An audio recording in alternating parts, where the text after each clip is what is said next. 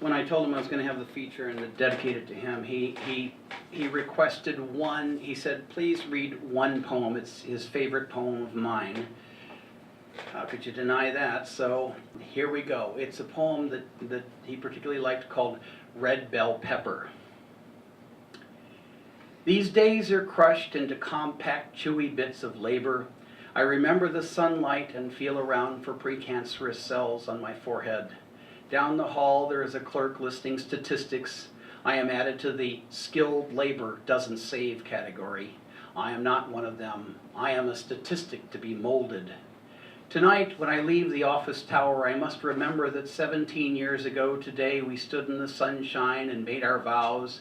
I must remember to remember, because at each turn in the hall someone will divert my mind. I have 2 arms loaded with details. I bend to pick up another and several fall from the top of the pile.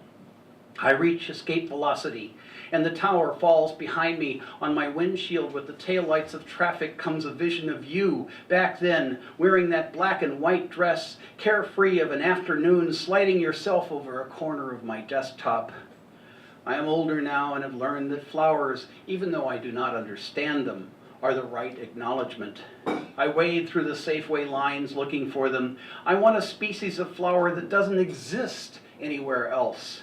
I look at the iris and I think of stealing that first kiss from you when I was half crazy alone and worried about the other half. I look at carnations, red and pink, and think of the woman who has stood by me to raise my child while teaching others to keep me from living in some hurricane-ravaged sty, to keep me from showing up smelly and dirty clothes when I face the world. I look at the little white flowers, whatever they're called, and I think of the thousands of little events, little stories that you've brought home to share, a few green leaves to give us background, to feel our roots mingling in a common ground. On the way out through the produce section, my eye is drawn to a single red bell pepper. I pick it up and roll it between my hands like a sculptor imagining art within a stone. I see in it the roundness of your features traced by the tips of my fingers.